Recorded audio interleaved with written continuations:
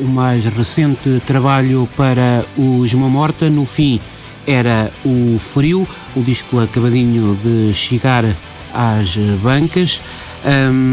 Como disse, eu tenho aqui comigo o Adolfo. Antes de começarmos, muito boa tarde. Obrigado por esta visita aqui aos estúdios da Rádio Universidade de Coimbra. Olá. Olá, boa tarde. Primeira pergunta que eu te coloco, mais um disco, mais uma editora. O Gema Morta são daquelas bandas que têm andado de editora em editora, por alguma razão especial, ou são as circunstâncias do momento que vão ditando as regras? Não, o que se passa é que nós não temos contrato, nunca tivemos contrato vitalício com ninguém, de maneira que no momento em que surge a vontade de fazer um disco, vamos ao mercado ver quem é que nos está interessado em editar e quem dá melhores condições para fazermos a edição que queremos. Tem sempre o vosso próprio refúgio, que é a cobra. E temos sempre o nosso refúgio, que é a cobra, mas sempre que pudermos evitar a cobra, porque isso dá-nos muito trabalho, evitamos. Tu há bocado explicaste um bocadinho quem foi assistir ao lançamento do teu livro, como é que foi conceptualizado este disco. Isto começou por tu fizeste a parte lírica do disco, mas depois da criação do Miguel Pedro. Queres contar um bocadinho como é que foi o processo de criação deste disco? No fim era o Frio? Bom, este disco partiu de uma ideia musical, distritamente musical, uma ideia, digamos, o lado conceptual do disco é um lado conceptual em termos musicais. O Miguel Pedro queria fazer, teve a ideia de fazer, e depois o querer que quisemos todos, portanto, porque embarcamos na ideia dele, trazer para a composição da música elétrica, da música do rock, mais concretamente, um tipo de composição que é típico da música eletrónica, que é a composição modular, por módulos. E ver o que é que isso dava, o que é que surgia daí. E foi assim que o Miguel começou a fazer as suas primeiras experiências e que nos apresentou os primeiros módulos. Portanto, ele quando apresentou aquilo que são o que normalmente se chamaria os temas, os 4 primeiros temas já todos em conjunto, portanto, que ele chamou módulos, módulo 1, 2, 3 e 4, e que era já uma agregação de diversos módulos musicais, isto é, melódicos e rítmicos, harmónicos, que podiam ser mudados de sítio. Portanto, a composição modular, como a composição eletrónica, é uma composição por camadas, não é? Pode-se adicionar ou subtrair e as coisas vão-se alterando consoante essas adições e subtrações vão acontecendo. E aqui a ideia é a mesma, não é? Só que aqui feito com guitarras e feito com bateria, portanto feito com instrumentos elétricos tradicionais do rock. E ao apresentar os primeiros quatro módulos, desde logo decidimos que o primeiro módulo não levaria letra, que o segundo queríamos uma letra que fosse mais spoken word, o terceiro tinha uma estrutura mais ou menos fixada para entrar a voz, e o quarto o Miguel queria uma voz longínqua, uma voz quase fantasmagórica, não é? E foi assim que com base nestas premissas que eu trabalhei estas primeiras 4 letras, as primeiras 3 letras. Isto de alguma forma condicionou a tua forma depois de escrever ou não? Sim, isso condiciona sempre, mas é um condicionamento bem querido, digamos. Ajuda-me bastante a explorar a letra e a redigi-la, não é? Porque é um tipo de desafio, o ter ali já pré-determinado que aquilo vai ser assim e não assado, ajuda-me a arrancar logo com uma letra, não é? E foi assim, eu portanto fiz as primeiras letras para estes quatro módulos e encerrava uma micro-história, não é? E foi assim que foi sendo construído todo o disco. As letras nunca foram pensadas como uma história transversal a todo o disco. Eram sempre micro-histórias para os módulos que o Miguel ia apresentando. Ele foi apresentando os módulos, a sequência é a mesma sequência que está no disco, a sequência da sua composição, do módulo 1 até ao módulo 9, e quando cheguei ao módulo 9 percebi que tinha uma história havia ali uma história transversal que atravessava os 9 módulos. Foi só voltar atrás, limar algumas coisas para tornar mais evidente essa transversalidade da história. E sem querer fizeram um álbum conceptual. E sem querer, ele já era conceptual musicalmente, mas em termos de o conceito de repente foi absoluto, não é? Porque também liricamente se transformou numa história conceptual. E depois foi só terminá-la, não é? Depois de termos essa história, depois de darmos conta que tínhamos uma história, foi só terminá-la. E como é que foi também pensado, ou se foi pensado, que as primeiras apresentações disto ao vivo tivessem um bailado? Quando nós já estávamos a trabalhar no disco, quando já estávamos a trabalhar no conceito de módulo, Miguel já tinha desenvolvido, não tinha terminado musicalmente os módulos, mas já tinha desenvolvido algumas coisas, algum do trabalho de composição. Fomos convidados por um festival de dança, pelo Guidance, para fazermos um espetáculo, para apresentarmos um espetáculo que nós aceitamos, que era uma coisa que estava na nossa vontade há muito tempo. Aliás, de alguma forma induzimos o Guidance a fazerem-nos o convite. E como não tínhamos tempo realmente para estarmos a trabalhar em 2 tabuleiros em simultâneo, decidimos juntar tudo. Portanto, partimos e fomos procurar um coreógrafo, encontramos-lo na Inês Jaque, fizemos a primeira sinopse, o primeiro papel de intenções do que seria o bailado, a partir desta ideia modular. Portanto, o bailado, na sua sinopse, já explorava o lado modular, que era o que estava a ser explorado em termos musicais. E depois, na fase seguinte, já apresentamos à Inês a história completa, a gravação toda completa, e a maquete, claro, para ela desenvolver então a coreografia, que para ela foi um susto, porque os coreógrafos estão habituados a trabalhar com coisas a partir de ideias abstratas. A ideia modular para ela era simpática, era confortável, porque é uma ideia abstrata, ela podia trabalhar isto de muita forma. Mas quando de repente recebe uma história... com palavras e tudo? Com palavras e tudo. Palavras era suposto ter sempre, mas podiam ser mais abstratas. Quando de repente tem uma história com princípio, meio e fim, para ela era completamente inédito, não é? Portanto, ela teve que se adaptar a esta e trabalhar fora da sua área de conforto, ou fora da área de conforto de qualquer coreógrafo, e acho que saiu muito bem, porque acabou por fazer um espetáculo, uma coreografia fabulosa para este espetáculo, que foi apresentado no início do ano. A estreia foi em fevereiro, não foi? Em 4 sítios diferentes. Em Guimarães foi a estreia em fevereiro, e depois na Guarda, Castelo Branco e em Aveiro. Terminou em Aveiro. É possível que no futuro possa haver outras apresentações, mas para já oficialmente está encerrado, não é? E é curioso que não passou assim nem por Porto, nem por Lisboa, nem por a vossa terra, por Braga. Não, aquilo no fundo passou pelos sítios que apostaram em termos de produção. Ou seja, aquilo teve que ter uma produção, foi uma coprodução destes 4 sítios, e portanto o espetáculo foi apresentado nos locais dos coprodutores. Digamos, não foi vendido a entidades externas, por isso é que não passou em mais lado nenhum. Eu sei que agora vocês, também há bocado estavas a explicar isso ali no TGV, que agora vocês estão no processo de levar o disco para palco, já têm alguns concertos marcados, até para fora de Portugal, vão estar no Luxemburgo. Felizmente, digo eu, não vão tocar a Berlim, porque senão era ao fim de uma morte, o que seria uma pena. Mas como é que vai ser feita a apresentação deste disco em palco? Vai ser feita à imagem do que foi feito no Porto, no Art Club. Isto é... Mas agora correu bem no Art Club? Correu lindamente, foi uma festa enorme. O Art Club estava praticamente... Estava esgotado, portanto foi delirante, não é? E a ideia é repetir. No Art Club era uma experiência, não sabíamos muito bem, estávamos na expectativa de como é que iria correr as coisas, porque era uma apresentação diferente, mas já percebemos que a coisa funciona e que, portanto, estamos à espera que depois em Lisboa, que é o próximo, a coisa se volte a repetir.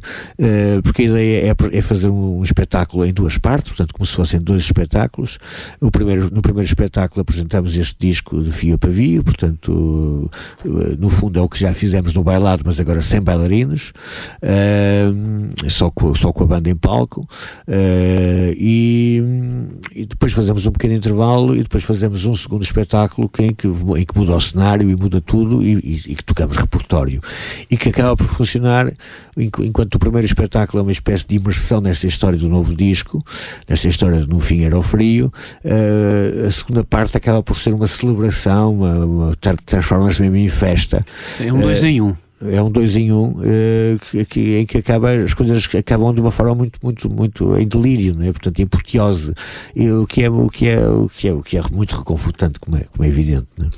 Uma coisa que já tem sido muitas vezes falada, não só acerca do Isma Morta, mas falando um bocado da música portuguesa e das edições discográficas, mas o Isma Morta, que já tem uma carreira extensa, o Isma Morta tem uma editora, sabe mais ou menos como é que as coisas funcionam, e há pouco tempo relançaram felizmente o Miller, que a Cobra fez ser o Miller, para mim felizmente, porque era um dos discos que eu não consigo encontrar, não tenho a edição mais bonita, mas pronto, fiquei com aquela mais remediada, mas já o tenho.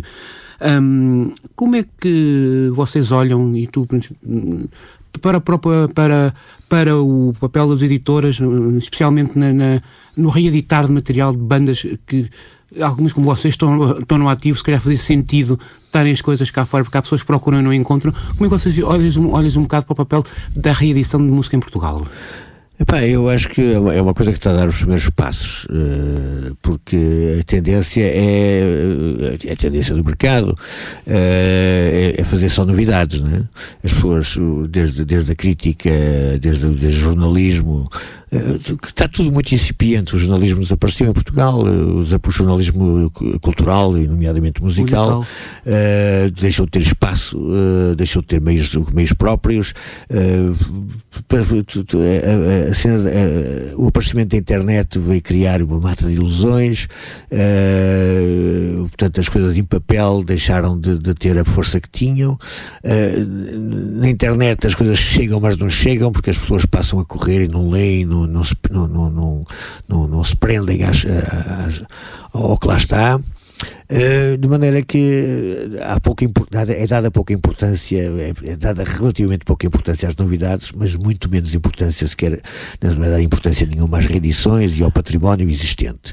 E as editoras é a mesma coisa. As multinacionais raramente reeditam o seu fundo de catálogo. Quando reeditam já não é com o mesmo cuidado, é mesmo com edições de reedição de fundo de catálogo, e só sobre algumas coisas que à partida sabem que têm grande público. E depois já há muitas outras edições, de editoras mais pequeninas, editoras que já desapareceram, editoras, coisas que já estão órfãos de reedição, de suporte jurídico para poderem ser reeditadas, que por isso simplesmente desaparecem da memória, desaparecem dos arquivos e desaparecem do mercado, de maneira que Portugal ainda tem um longo percurso a fazer. Lá para fora, há praticamente, eu lembro de algumas editoras praticamente só se dedicam a fazer reedições. Eu lembro, de repente, a Cherry Records, por exemplo, só faz praticamente reedições. Sim, há várias editoras a fazer isso e inclusive a trabalharem muito bem, a fazerem reedições melhores que os originais, não é? Com mais cuidado, com mais informação, com mais cuidado mesmo. Com mesmo fotografias mesmo inéditas, produto, com temas que nunca apareceram em disco nenhum. Sim. Mas, e cá, outra coisa que eu não sei se também sentes um bocado isso, porque vocês há alguns discos vossos que já tentaram reeditar e que não conseguem. Eu falo, por exemplo, do caso do Vênus em Chamas, que já foi tentado várias vezes, porque às vezes as editoras não querem reeditar, mas também não deixam que outros reeditem. Sim, é verdade. O Vênus em Chamas é um caso paradigmático, mas eu tenho boas notícias, é que o Vênus em Chamas vai ser reeditado pela BMG, que agora não é BMG, agora chama-se Sony.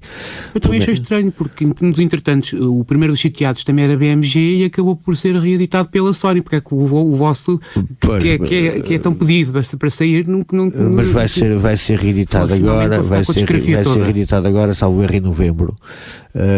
tanto o disco como o maxi que saiu, né? Portanto, com as diversas versões do Queijo de Crómio, né?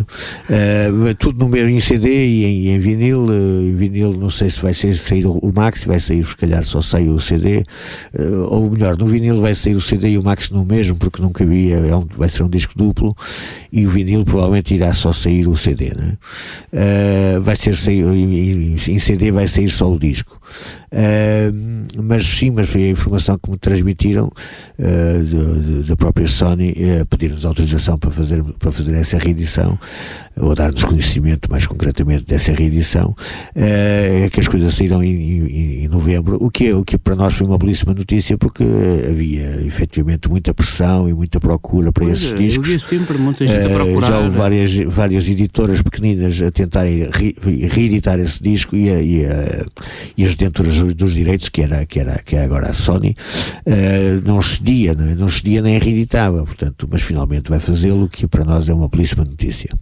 Vocês vão agora então começar esta senda de espetáculos de apresentação, estás-me a dizer que em Lisboa, depois passam também pelo Luxemburgo, não sei se tens mais alguma data de cabeça. Sim, antes de Luxemburgo há Lolé, portanto o Algarve, são estas 4 que estão marcadas, depois há outras ainda em negociação, salvo erro, e mesmo para o próximo ano, já nomeadamente Braga, em princípio vamos tocar no Teatro Circo com este espetáculo. Já tem previsto passar aqui por Coimbra ou ainda não? Em Coimbra ainda não temos nada previsto, não quer dizer que não venha a acontecer. Quais são as expectativas para um concerto no Luxemburgo, para tocar lá fora? Não sei se o Uma Morta tem feito, pelo menos que eu me lembro, não sei se fizeram muitos concertos lá fora, mas quais são as expectativas? Quando estamos no Luxemburgo, que é um, se a gente sabe que é um país que tem uma comunidade de imigrante portuguesa muito grande. Sim, eu não faço ideia, eu nunca fui ao Luxemburgo sequer. Mas lá tive uma vez. Portanto, para nós nós fomos contactados, é um clube chamado Kulturfabrik, portanto, em alemão quer dizer fábrica cultural ou fábrica de cultura.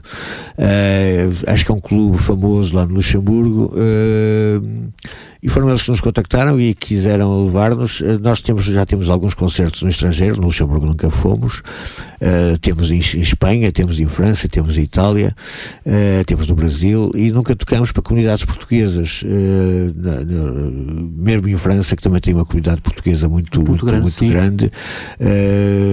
Os concertos que lá já fizemos alguns, nunca foi para a comunidade portuguesa, quer dizer, não quer dizer que não tivessem lá portugueses imigrados, ou segunda geração, ou coisa assim, mas não era a maioria da sala, e a sua divulgação não foi nesse meio, no meio da imigração, né? Portanto, mas sentes que lá fora já há assim um público conhecedor do trabalho e da carreira de Uma Morta? No Brasil sim,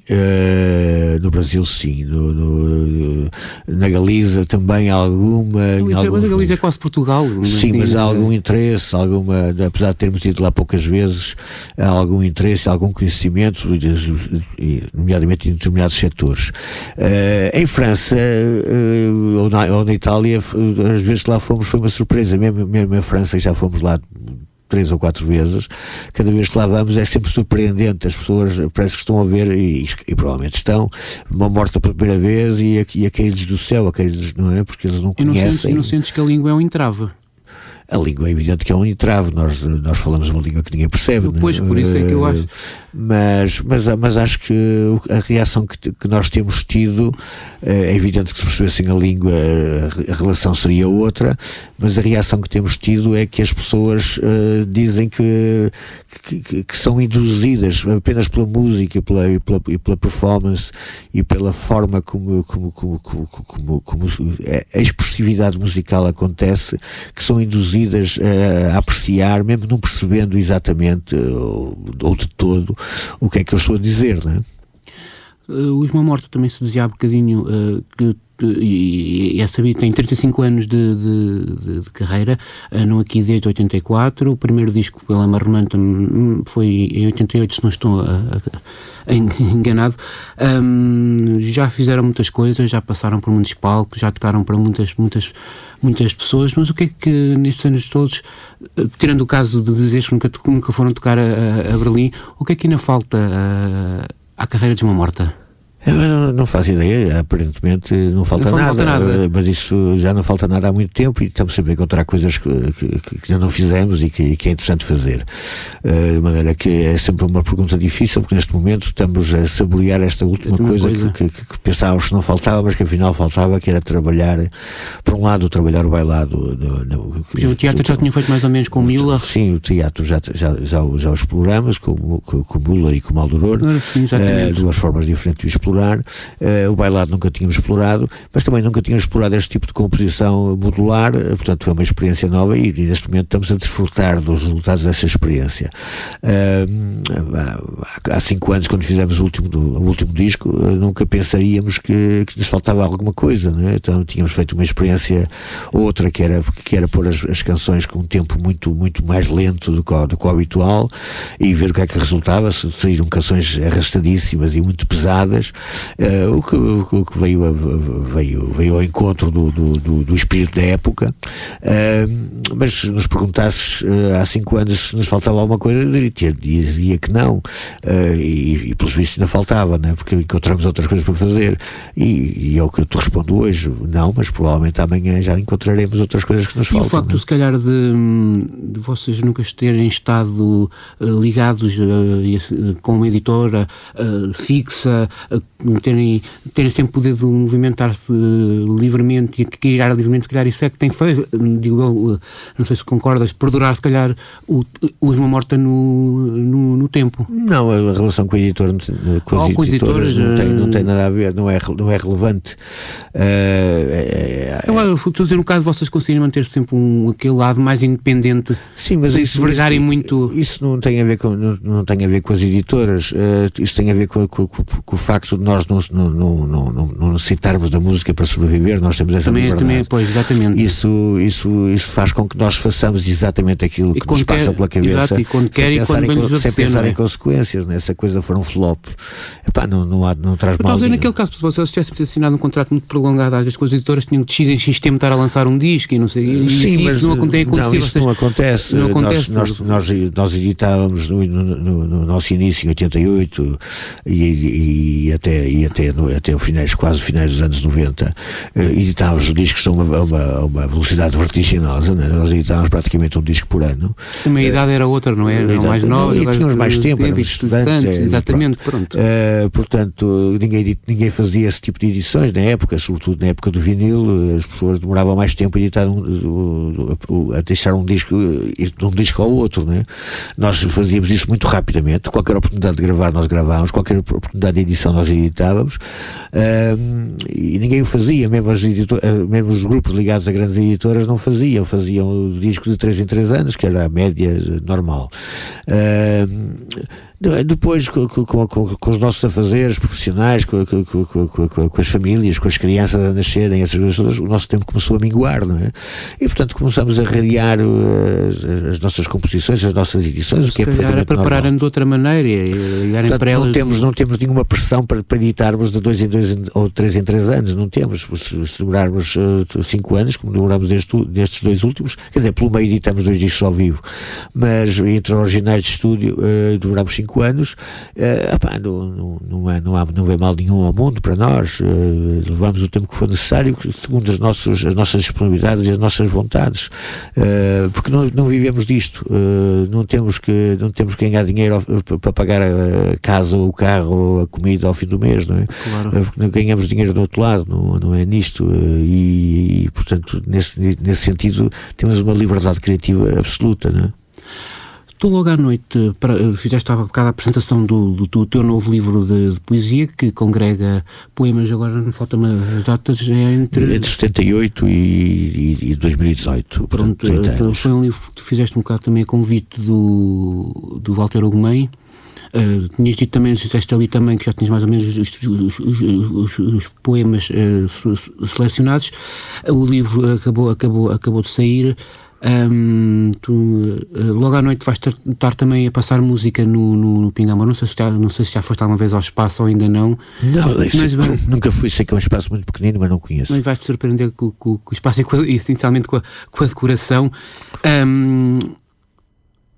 nos teus, e para aguçar um bocado o apetite para quem quiser ir um bocadinho logo à noite, ver o Adolfo Segura Canimal não só como o vocalista dos Mão Morta, mas como o DJ que vai ser logo à noite, o que é que tu normalmente nos teus DJ sets, quais são as áreas que tu costumas partilhar com as pessoas? Bem, eu normalmente não passo música portuguesa, e normalmente passo essencialmente rock, e dentro então vai ser bom. E dentro do rock passo aqueles géneros que me são mais queridos, desde o psicadelismo moderno e o psicadelismo dos anos 60, passando pelo garage, pelo glam, portanto ando por aí, por essas áreas, não é? Olha, vai ser muito bom então. Fica o convite lançado. Resta-me mais uma vez agradecer a tua passagem aqui pelos estúdios da Rádio Universidade de Coimbra, e para terminarmos em beleza pedia que tu escolhesses um destes módulos para podermos escutar. Assim, da rádio tu passaste aquele que é mais radiofónico, talvez o próximo, o módulo 3, talvez seja um bom módulo para passar. Ora, deixa cá ver em que lado é que eu tenho isto. Tenho aqui deste lado, temos que ir aqui para trás até ao 3, que se intitula Um Ser que se não ilumina. Exatamente. Ora, muito bem, até fica bem porque estamos com este estúdio quase com a luz apagada. Logo depois disto, passamos aos destaques da semana de emissão do Santos da Casa.